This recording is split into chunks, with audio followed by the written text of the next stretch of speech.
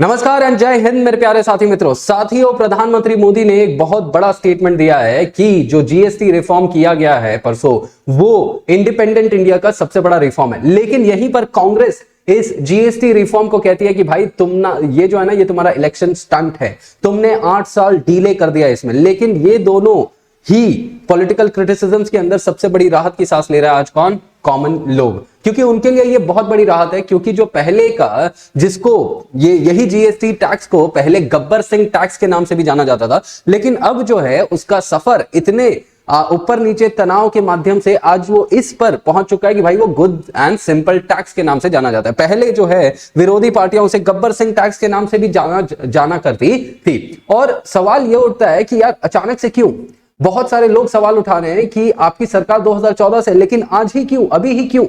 अभी आने वाले समय में इलेक्शंस आने वाले हैं, ट्रंप के 50% के टैरिफ्स की बात हो रही है, तीसरा फेज ऑफ टैरिफ्स लगाने की बात कर रहे हैं ट्रंप। उसी के टाइम पे फेस्टिवल सीजन शुरू है, यहां पर बहुत समय से ऑपोजिशन आपके खिलाफ बातें कर रही है। तो 8 साल का डिले क्यों? आपने पहले क्यों नहीं ये टैक्सेशन रिफॉर्म लाया जिसके अंदर पहले हमारा जो भारत का टैक्स है वो इतना ज्यादा था, दुनिया का one of the highest tax countries थे हम, जिसके अंदर अलग अलग स्लैब्स थे, 0%, 5%, 12%, 18% और 28%, कुछ में तो 40% तक जाते थे चीजें। लेकिन अब वही जीएसटी रेट्स को कट करके हमने सिर्फ 2 स्लैब में कर लिया है, दैट इज 2% एंड 5%।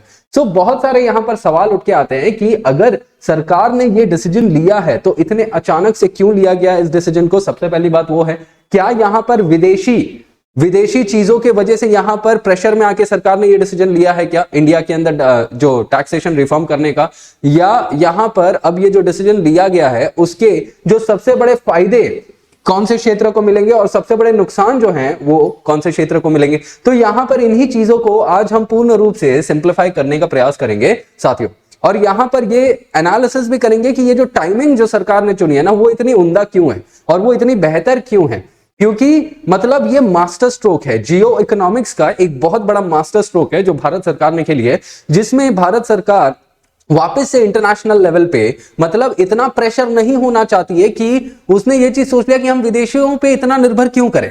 बेटर है ना कि देश के अंदर ही हम डेवलपमेंट कर लेते हैं, देश के अंदर ही हम टैक्सेशन इतना बेहतर बना लेते हैं कि विदेशी चाहे टैरिफ लगाए या कुछ भी करे, हमें उससे फर्क ही नहीं पड़ता। तो ये इन चीजों को भी आज हम जानने का प्रयास करेंगे, ठीक है। अब इन्हीं सब चीजों में कुछ ऐसे बयान भी दिए गए हैं, ठीक है, कुछ ऐसे बयान भी दिए गए हैं प्रधानमंत्री मोदी एंड जो अलग अलग जो लोग सपोर्ट कर रहे हैं जीएसटी रिफॉर्म्स को, वो यहां पर ये कहते हैं कि भाई कांग्रेस ने 2024 से पहले तक ना हर एक चीज के ऊपर टैक्स लगाया, और यही ऑपोजिशन पार्टी क्या करती है कि जब वो ऑपोजिशन में बैठी है तो वो सरकार के खिलाफ विरोध में बातें कर रही है कि भाई तुमने इतना ज्यादा टैक्स लगा रहे हो, ये कर रहे हो, वो कर रहे हो। बट सवाल ये है कि आज हमने क्या दिया है? हमने रिलीफ दिया है कॉमन लोगों को, ठीक है। और कांग्रेस इसके ऊपर कहती है कि भाई ये जो है ना, ये तुम्हारा बहुत ही लेट तुमने मूव किया है, लगभग 8 साल बीत चुके हैं तुम्हें जब से हमने कहा कि भाई तुम जो है ना यहां पर ये डिसीजन, ये जो है ना, ये बदलाव ले सकते हो। 8 साल बीत चुके हैं इसी पर्टिकुलर चीज के ऊपर,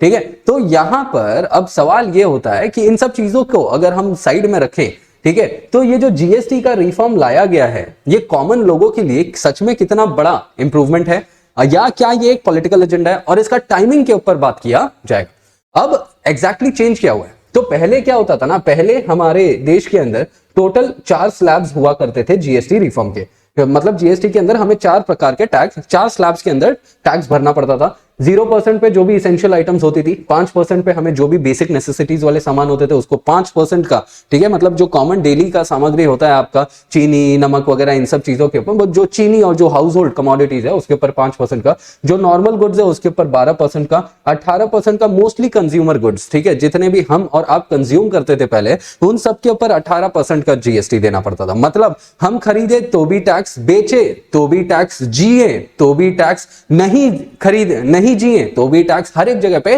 tax tax tax tax tax. मतलब आपके जीवन में आपसे इतना टैक्स वसूला जाता था, मतलब अगर हम 100 रुपए की चीज को देखें ना तो इतना ज्यादा उस टैक्स वसूल लिया जाता है ना कि 100 रुपए का रियल जो बेनिफिट है आपको कभी मिल ही नहीं पाता था। तो उस हिसाब का हमारा टैक्सेशन स्ट्रक्चर था जो कि बहुत उतना ज्यादा अच्छा नहीं था, हम ये चीज बोल सकते हैं, और ये सबने एक्सेप्ट करा हुआ है, ठीक है। और सबसे ज्यादा था 28% का जो लग्जरी गुड्स का है। अगर 1 करोड़ की गाड़ी है तो 28 लाख तो टैक्स देना पड़ता है, ठीक है। और अगर 18 मतलब 18% की बात करूं, अगर कोई एग्रीकल्चरल चीज है, ठीक है, एग्रीकल्चरल इक्विपमेंट है, अगर वो 10 लाख की चीज है तो 1,80,000 उसका टैक्स देना पड़ता था। मतलब इतना ज्यादा टैक्सेशन खराब था। अब जो है क्या कर लिया गया, वही टैक्सेशन को रिफॉर्म करके सिर्फ 5% और 18% में कर दिया।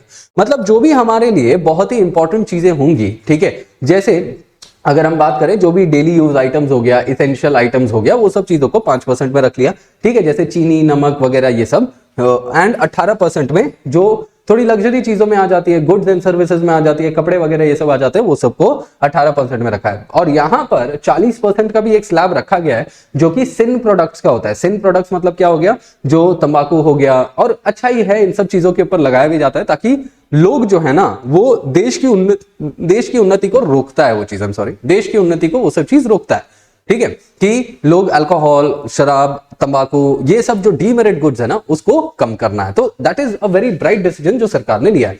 अब यहां पर ये सरकार की तरफ से ये एक शीट पब्लिश किया गया था जहां पर सरकार ये बता रही है कि भाई आप खुद देखो कि पहले टैक्स कितना हुआ करता था और अब जो है टैक्स कितना हुआ करता है। जैसे फॉर एग्जाम्पल अगर हम बात करें, hair oil, shampoo, toothpaste, toilet soap, toothbrush, ठीक है, शेविंग क्रीम, इन सब पे 18%। साथियों मतलब सोचिए ना यार, ऑयल, शैम्पू, टूथपेस्ट, इन सब पे आप अपने 18, मैं बोलता रहा हूं ना आपको, अपने छोटे से छोटे चीज से लेके बड़े से बड़े चीज तक अपने क्या दे रहे हैं, टैक्स ही देते जा रहे हैं। 18% का टैक्स अब उसे 5% पे लाया गया। वैसे ही बहुत सारे घर के अंदर की सामान है, बटर, घी, चीज, डेयरी, उसके ऊपर 12% का अपने टैक्स देते थे, अब उसके ऊपर 5% का। तो मतलब ये जो डेली अपने हाउस होल्ड आइटम्स है ना, अब अगर उसके ऊपर इतना 5% का ही टैक्स लग रहा है, ठीक है, मतलब 100 रुपए पे अपने सिर्फ 5 रुपए देंगे, ठीक है, 100 रुपए पे अपने सिर्फ 5 रुपए देंगे टैक्स। पहले अपने 100 रुपए पे कितना देते थे, 18 रुपए अपने टैक्स देते थे। मतलब सोचिए कितना कम हो जाएगा यहां पे, और हमारे, मेरे, आप जैसे लोगों के जेब के लिए कितना ये सही हो जाएगा,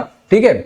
एक तो वो चीज हो गया। फिर उसके बाद अगर हम बात करें फार्मर्स एंड एग्रीकल्चर, ठीक है, यहां पर भी बहुत बड़ा फायदा जो है कॉमन लोगों को दिया गया है और फार्मर्स और एग्रीकल्चर के क्षेत्र के अंदर दिया गया है। जहां पर ट्रैक्टर्स वगैरह के ऊपर पहले 12% का लगता था, ट्रैक्टर, टायर और पार्ट्स के ऊपर 18% का लगता था, अब वहीं पर 5%। मतलब यहां पे क्या हो गया कि अब खेती, मतलब इंडिया का एक एम है जिसको वो कहते हैं डबलिंग ऑफ फार्मर्स इनकम, ठीक है, और हमें इंटरनेशनल लेवल पे हमें हमारी खेती के उत्पादन को बढ़ा के बेचना भी है, फूड सिक्योरिटी करना है। तो इसके लिए जब इतना ज्यादा टैक्स लिया जाता था हमसे, तो हम जो है ना इतना ज्यादा मतलब पॉजिटिवली इंपैक्ट नहीं हो पाता था, क्योंकि 10 लाख के चीज पे, जैसे मैंने आपको बताया, हमें 1,80,000 तो टैक्स भरना पड़ता था ना, ठीक है, या आप मान लो 1 लाख के चीज पे हमें कितना देना पड़ रहा है, 1 लाख के चीज पे हमें 18,000 देना पड़ रहा है। अब वही 1 लाख के चीज पे 5% के हिसाब से हमें कितना देना पड़ेगा, सिर्फ और सिर्फ 5,000 रुपए, मतलब सीधा सीधा 13,000 का फायदा,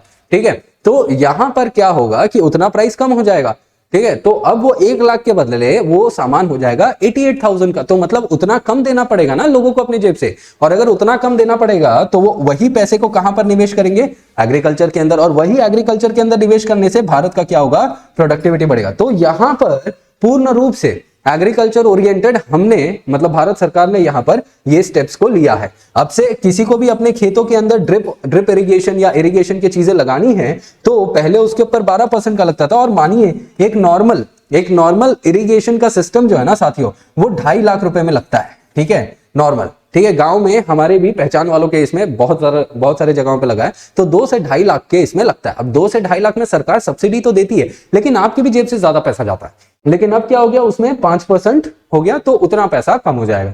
तो बहुत ज्यादा फायदेमंद यहां पर एग्रीकल्चर के लिए है। फिर उसके बाद हेल्थ केयर सेक्टर, सबसे उम्दा चीज यहां पर यह हुआ है कि भाई पहले आपके लाइफ इंश्योरेंस और हेल्थ इंश्योरेंस तक के ऊपर 18% का जीएसटी लगता था, अब जो है वो नील हो गया। और सबसे बड़ी बात तो यहां पर यही हो रही है। तो इससे सरकार का एक कदम होता है जिसमें सरकार को हेल्थ इंश्योरेंस और लोगों को इंश्योरेंस कवर के अंदर लेके आना था, सरकार का ये ऑब्जेक्टिव है। तो अब ये जब चीज होगा ना, तो कहीं ना कहीं इसके वजह से बूस्ट होगा, ठीक है। और जो इंश्योरेंस का बेनिफिट जो लोगों को नॉर्मली मिलता है, ठीक है, क्योंकि इंश्योरेंस अगर नहीं रहता तो आपकी जेब से बहुत खर्चा होता है। मानिए गाड़ी का इंश्योरेंस नहीं है और अगर कुछ काम निकल गया उसमें तो दिक्कत हो जाएगी ना, जेब का खर्चा चले जाएगा, ठीक है। हेल्थ में हॉस्पिटल्स कितने महंगे हो गए, तो वहां पर अगर आपको अब टैक्स ही नहीं भरना है तो आप जाहिर सी बात है आप इंश्योरेंस करवाओगे ना, तो उसकी वजह से सरकार ने ये स्टेप्स लिया।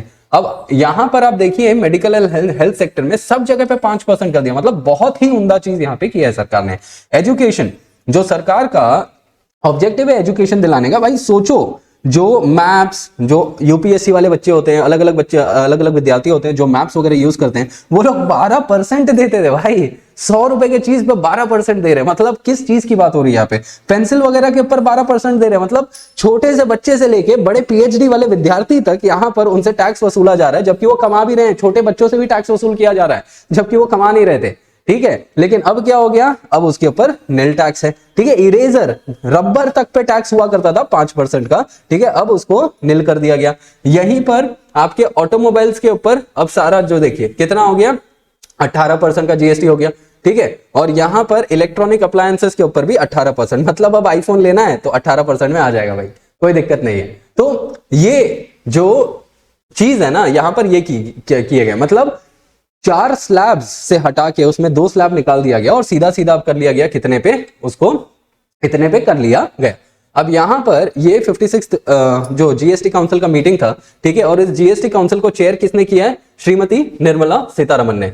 अब यहां पर जब हम इनकी बात करते हैं, ठीक है, तो ये जीएसटी काउंसिल जो आप यहां पे देख रहे हैं, ये जीएसटी काउंसिल ने ही ये मेन डिसीजन लिया हुआ है, ठीक है, ये जीएसटी काउंसिल ने मेन डिसीजन लिया हुआ है, ठीक है। जीएसटी काउंसिल के अंदर देखो, अब सवाल ये उठ रहा है, मैं आपको ये भी चीज समझाता हूं। सवाल ये उठ रहा है कि इतने साल से ये जो सरकार के खिलाफ निंदा हो रही है कि भाई तुमने जो अभी ये डिसीजन लिया है वो अभी क्यों, 8 साल डिले के बाद क्यों?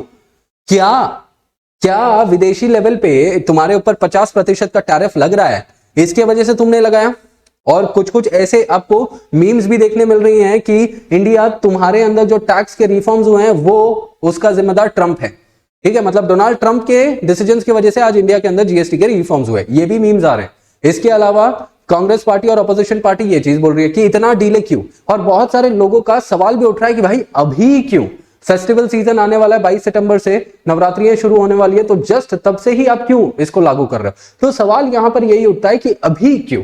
तो यहां पर एक जो प्रधानमंत्री के काउंसिल के अंदर ही एक व्यक्ति होते हैं जिनका नाम होता है संजीव सन्याल, ठीक है। संजीव सन्याल साहब ने यहां पर एक चीज क्लियर किया कि हम जो है ना 2014 से सरकार है, तो 2014 में ही आपको जीएसटी, ठीक है, जीएसटी लानी थी उसके बाद से ही, लेकिन लाया गया 2017 में, ठीक है। तो यहां पर कहा जाता है, संजीव सन्याल कहते हैं कि जो पार्टियां हमारे ऊपर इल्जाम लगा रही है, वो पहली बात तो वही पार्टी को ला देना चाहिए था जीएसटी, उन लोग ने लाया नहीं, हमने लाया, तो हमारे ऊपर कटाक्षें हो रही हैं। लेकिन हम इतने टाइम क्यों रुके? क्योंकि 2014 में जब सरकार बनी तब से क्या हो गया कि बहुत सारे फाइनेंशियल प्रॉब्लम्स थे हमारे, जिसको मैनेज करना बहुत जरूरी था। अगर उसे मैनेज नहीं करते तो देश के अंदर आर्थिक जो है दिक्कतें आ सकती थी। तो अगर आर्थिक दिक्कतें आ सकती है तो इसकी वजह से उन्होंने कहा कि हम रुके, हम समझ रहे थे, ये कर रहे थे, वो कर रहे थे। और ऐसा नहीं है कि अच्छा आप एकदम पहली बार में ही बहुत अच्छा जीएसटी ला दोगे, हम भी सीख रहे हैं ना, चीजें होगा, टाइम लेगा। लेकिन जैसे ही हम अच्छी चीजें करने जा रहे थे वैसे ही फिर एक और धमाका हो गया, वो था 2020 में पैंडेमिक आ गया, ठीक है। अब कोविड का पैंडेमिक जब आया तो कोविड के पैंडेमिक की वजह से और दिक्कत हो गई, और चीजें डिले हो गई। अब जब और चीजें डिले हो गई तो यहां पर अब हमने सोचा कि अब जो है सही समय है ये चीज को करने का। लेकिन इसी के खिलाफ में विरोधी क्या बोल रहे हैं कि ये तुम्हारा पॉलिटिकल स्टंट है, लेकिन पॉलिटिकल स्टंट नहीं है, ये चीज आवश्यकता थी, इसके लिए वो करी गई। और इस चीज के ऊपर जो जीएसटी काउंसिल है ना, वो जीएसटी काउंसिल ही सहमत नहीं हो रहा था। अब यहां पर देखिए आप आयरनी देखोगे, जीएसटी काउंसिल में दोनों का मेंबरशिप होता है, एक होता है सेंट्रल का मेंबरशिप और दूसरा होता है स्टेट्स का मेंबरशिप। अब हो क्या रहा है कि यहां पर सेंट्रल एंड स्टेट्स, ठीक है, सेंट्रल तो चाह रही थी कि कुछ ना कुछ हो, लेकिन स्टेट्स यहां पर बहुत सारी चीजों में सहमति नहीं जता रहे थे, क्योंकि स्टेट्स के अंदर अपोजिशन रूल्ड पार्टीज भी यहां पे रूल कर रहे थे। लेकिन ये 56th जीएसटी मीटिंग काउंसिल के अंदर क्या हो गया कि ये जो जितने भी अपोजिशन पार्टीज वाले स्टेट्स है ना, जैसे कांग्रेस रूल्ड पार्टीज या दूसरे रूल्ड पार्टीज थे, उन लोगों ने क्या किया, सबने केंद्र सरकार दैट इज जीएसटी काउंसिल के जितने भी रिकमेंडेशंस थे ना उसको कंसेंसस के साथ अप्रूव किया। मतलब एक भी स्टेट ऐसा नहीं था जिसने इस चीज को एक्सेप्ट नहीं किया। तो सवाल यही उठाया जा रहा है कि भाई इतने टाइम में वही तो चीजें डिस्कस हो रही थी ना, आप लोग ने क्यों उस चीज को एक्सेप्ट नहीं किया? तो यहां पर कहा जा रहा है कि आपके लिए भी तो वो इलेक्शन आ रहे हैं ना, तो अगर आप लोग एक्सेप्ट नहीं करते तो आपके पास भी मुद्दे नहीं होते इलेक्शन में बात करने के लिए।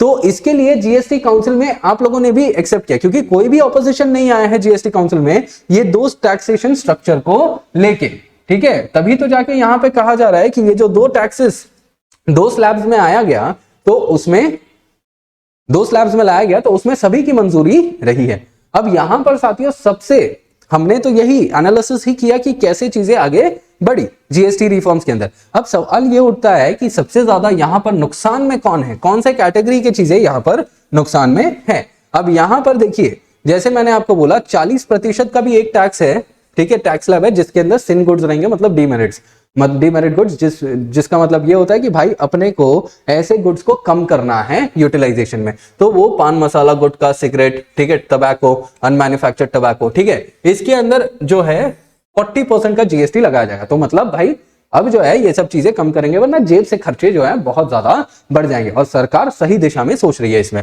ठीक है। शुगरी गुड्स, हमारे देश का पॉपुलेशन जो है एकदम हेल्दी रहना चाहिए, शुगर इंटेक कम करना चाहिए। इसकी वजह से क्या हो गया, इन सब चीजों के ऊपर क्या किया गया है, 40% का टैक्स लगाने की बात हो रही है, ठीक है। सिन गुड्स वही वापस से लगेगा। अब सबसे बड़ी चीज क्या है, लग्जरी एंड प्रीमियम।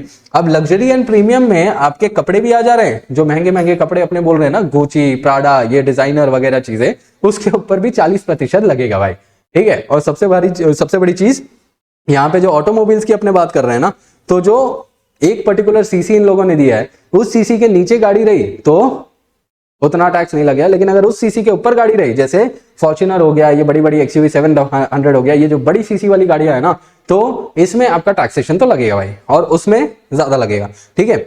अब यहाँ पे देन एनर्जी एंड फ्यूल्स। अब देखिए सरकार का जो है सस्टेनेबल एनर्जी की तरफ भी जाना है, इसके लिए कोल वाले जो इस पे है ना, उसके ऊपर रेट इंक्रीज कर दिया है टू 18%, पहले 5% था, मतलब सस्टेनेबल चीजों के ऊपर जाना है तो यहाँ पे कम हो रहा है। अब यहाँ पे अपैरल्स जो 2500 से ज्यादा के रहेंगे, क्लोथिंग वगैरह, उन सब के ऊपर भी 18% का है। तो मतलब जो भी अभी टेक्सटाइल वगैरह के अंदर काम कर रहे हैं या क्लोथिंग इंडस्ट्री के अंदर काम कर रहे हैं, भाई आप लोग रेडी हो जाओ कि आपके पास टैक्स लगेगा। और सबसे बड़ी चीज तो है ये फिजी ड्रिंक्स, जो एरेटेड ड्रिंक्स होती है, ठीक है, अलग अलग कंपनियां हैं, मैं नाम नहीं लूंगा, लेकिन आप इसी से समझ जाइए, जो अपने कोल्ड ड्रिंक पीते हैं उसी के अंदर, तो उसके ऊपर कितने प्रतिशत का टैक्स है भाई, 40% का। तो सरकार का यहाँ पर देखिए एकदम सिलेक्टिवली कर रही है, जो चीज खराब है उसके ऊपर ज्यादा टैक्स, जो चीज कम है उसके ऊपर कम टैक्स। और इसी माध्यम से सरकार जो है ना अपने देश के अंदर इतना ज्यादा विकास लाना चाहती है। अब कुछ लोग यहाँ पे कहते हैं कि भाई डोनाल्ड ट्रंप की वजह से यहाँ पर इस पर्टिकुलर चीज को, डिसीजन को लाया गया। तो एक चीज मैं यहाँ पर आपको बता दूं कि डोनाल्ड ट्रंप वाला जो मुद्दा है, ठीक है, कि यहां पर डोनाल्ड ट्रंप ने 50% टैरिफ तो लगाया, तो बाहर वाले लेवल से हमारे ऊपर प्रेशर तो है।